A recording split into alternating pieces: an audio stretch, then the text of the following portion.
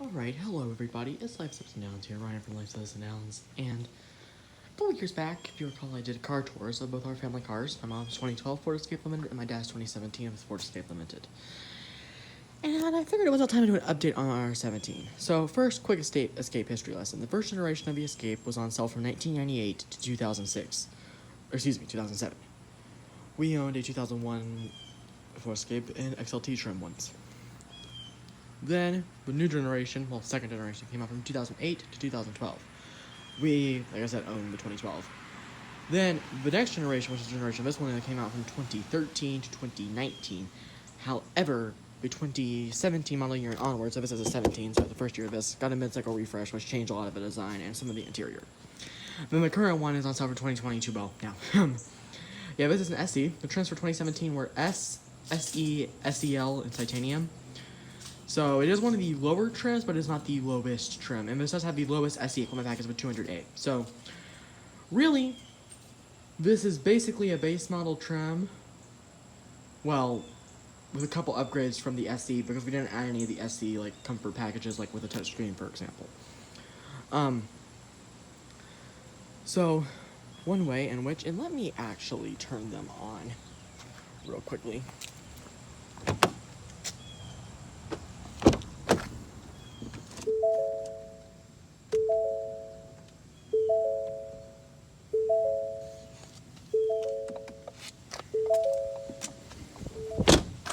Okay, so, one way in which you can distinctly tell an SE from an SEL is the full halogen headlights without the running lights, without the LED running lights. This grille is black plastic on the SE, or on the S, looks like this on every other trim. It's a nice grille, this is new for 17 model year, 3-bar. Turn signals and fog lights, which I may, oh wait, no, you don't get fog lights till you go up to titanium. Down there, got these grills, these actually shut at higher speeds. Ah, what a perfect time for my neighbor to do yard work.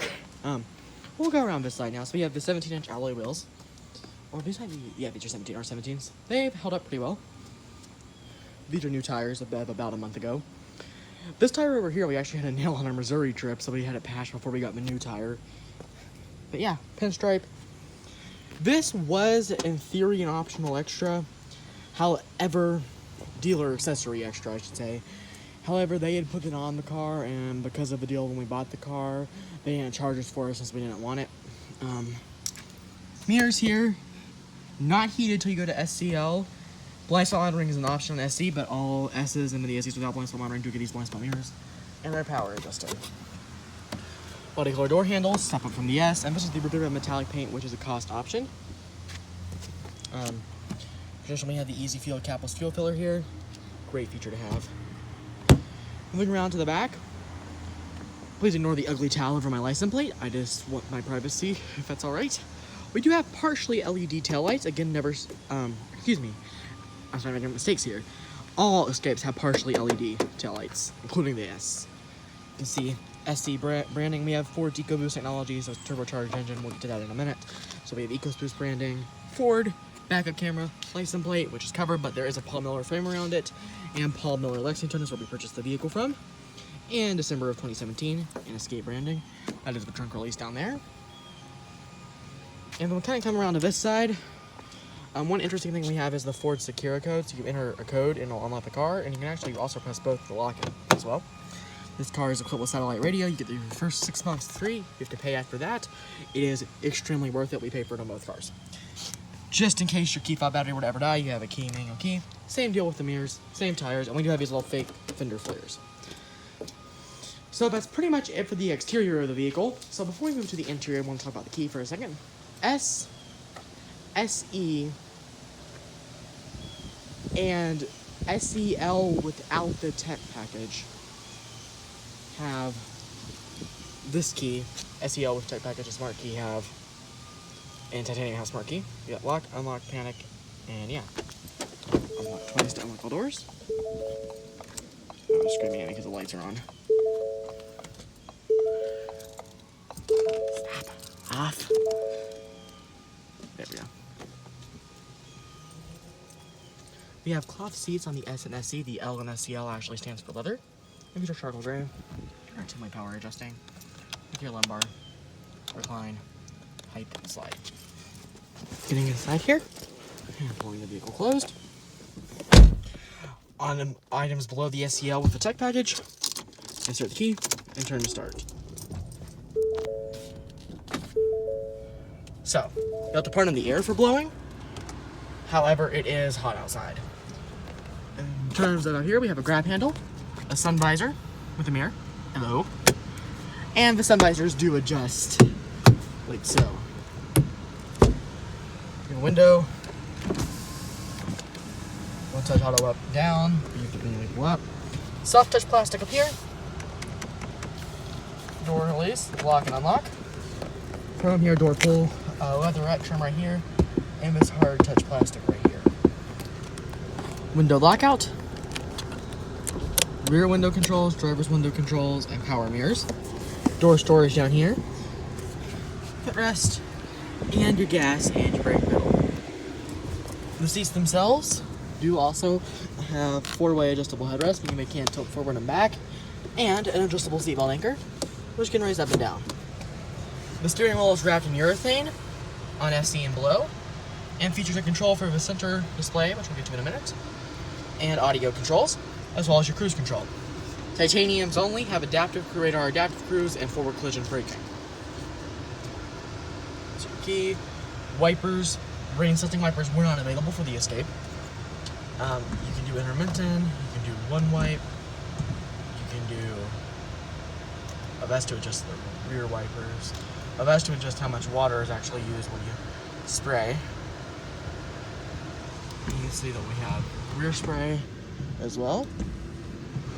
And your controls for the rear wiper are is this little thing right here. Over here we have turn signals. They are tapped. Yeah, they are tapped to 3 blinks capable. Or tapped to single blink as well. High beams. Gauge cluster features a rev counter. A 4.2-inch display, but I'll actually go ahead and show you around the features of. Trip 1 and 2 have the same feature, so I'll show you Trip 1. At the top, actually, you have this little screen which shows you various things. 25.6 is what we've been getting MPG-wise, however, that's a lot of it city driving is why. Digital speedometer, which is what we keep it on. Trip odometer. Average fuel, Ford Eco mode works okay, I guess. Instantaneous fuel economy, distance to empty. Trip timer, man, I need to reset that one. And then we go back over and we can go down to information, which shows you stuff like engine auto stop start, my key, system check, and yeah, that's about it. And down to settings, you can change stuff like with driver assist, which is just traction control on this lower end trim, your vehicle settings, and also my key and the display settings, basically about language, vehicle graphic, distance, and temperature. So like if you wanted to make this Celsius,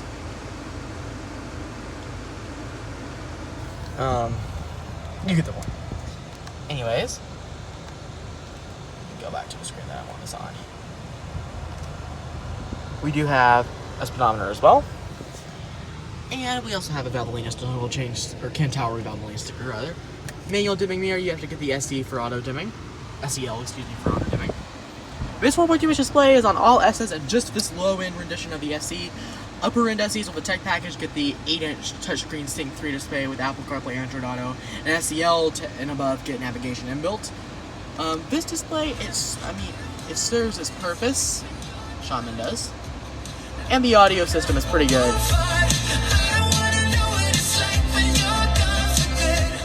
The audio system is, for a base audio system, is honestly better than it needs to be. You also have your hazards over here and various controls. Moving down, one major improvement from the S to the SE is the addition of dual zone automatic climate control. And there's knee vents too. Has your rear by status, auto stop start, which saves gas, traction control, storage, and all the storage liners do feature these little removable things, which make it easier to clean. Speaking of cleaning, I forgot to show you this as well. There's lights up here. Just like that, turn on, and a sunglass holder. Speaking of cleaning, I did just clean this car out, however, it does not look perfect. Please do understand that we've owned this car now for, well, that's a bit of a lie because Paul Miller had it for a bit first. But that many miles for 5 years, pretty much. So, 78,656. So this is not as good as it was when it was new. Yeah, this little spot here, which if I had my phone with you, I would show you, is perfect for a phone. Cup holders. which can hold even super large cups. Electronic parking brake, push down with your foot on the brake to turn it off, pull up to turn it on. Gear shift, foot on the brake, it slides through the gears pretty smoothly. You can also use these electronic paddle shifters to shift the automatic transmission manually. It's a 6-speed automatic transmission. I'll go more detail into the engine here in a minute. And in reverse, you do have a backup camera with active trajectory, though it is pretty small, but it does come in handy. We have a number storage area, a glove box that has this little thing, 2 different compartment access. And now, let's make our way over to the passenger seat.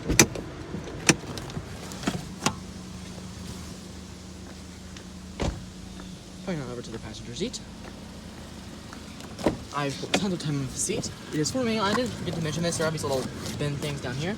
Before my manual seat, and I have spent a ton of time in this seat. Now, I usually put it farther up. I put it all the way back, though.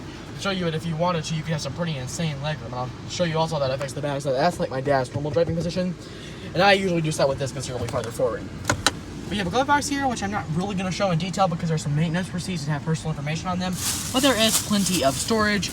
And they give you this little area up here as well to store this little package from Ford. A nice touch. And the window sticker, which I will show you. By the way, soft padding, hard padding. Roughly the same materials with some extra storage. And this is pretty much all the same, including the seatbelt anchor and headrest, being 4-way adjustable. With the window sticker, I'm getting my folder here. This car, you see Ford go farther, is an Escape. And on any of this, if you would like to pause and read, that's what you get standard. These were the options, which was just the paint was all be paid extra. That's the MSRP. See, final assembly plant in Louisville. We got a pretty good deal off that because Palmer used it for about 5,000 miles on a loaner. I don't know if I ever mentioned that. Gas, that has been pretty accurate. We've got about 25 average. However, our 25 average has been almost entirely city lately. Well, my dad drives to Frankfurt, so I guess it's some interstate, but still. That's worth noting. We actually have pushed this up to nearly 40 on Flood Highway through Illinois in 2018, and that's about the highest we ever got it, though. Yeah. So, that's really about all. Oh, yeah, I do give you not on the driver's, just on the passenger's little net down here. So I guess what we'll do now is we'll go into the back seat. And I'll begin by showing you the experience that just like a normal person would have with the seat in a normal position. And I should mention, this is a compact SUV. Competitors like the Hyundai Tucson, Kia, Sportage, Toyota RAV4, Honda CR-V like Escandelo has, etc., etc. And I will say, I have ridden in this middle seat with 5 people in the car. This back seat, while it is comfortable, I would consider it to be a 4-seater, a 5-seater in emergency situations. Even with the driver's seat not all the way up, there's plenty of legroom. Slide your feet underneath the seat, seat pockets, rear vents. Huge improvement from the S to SC as well. Probably the main reason we wanted an SC at least. You have an armrest as well, which is nice with some cup holders. And headrest. And the seats also, as well as foaming flat, do recline. They are in the recline position right now, but I can show you. You can set them more upright, though they're definitely more comfortable reclined. Coat hook and handle. The door materials back here don't exactly follow through because this up here is hard plastic, and this also looks different. Though at least there is leatherette still. And window controls. And a dome light. Sorry about that, my phone stopped recording. I'll stitch those 2 videos together with iMovie. But as I said, it does follow through over there. And we have adjustable headrests on these. These do adjust a little by height. And they also fold down so you can fold the seat back. And the seat belts come from back there. And I'll also show you what I mean with this middle seat. It's pretty tight.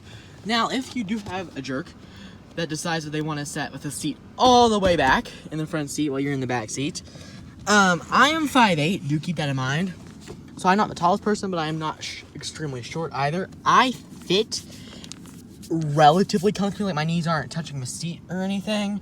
But I will say that people, if you're over about 5'10", make sure you have them move the seat up a bit because they'll still be comfortable up there, trust me. So yeah. Let's move around to the very back of the car. Don't believe I forgot to show anything over here. And I'll show you the back of the car, and then we'll talk about what's underneath the hood. Also, that clearance is a bit tight right there. You can see it's kind of a towel. We did also pay for a dealer accessory tonneau cover, just for some extra privacy. And there's some stuff in here. You also get storage area over here, storage area over here, light, 12-volt hook, other hook. And there is plenty of space, as well as some underfloor storage.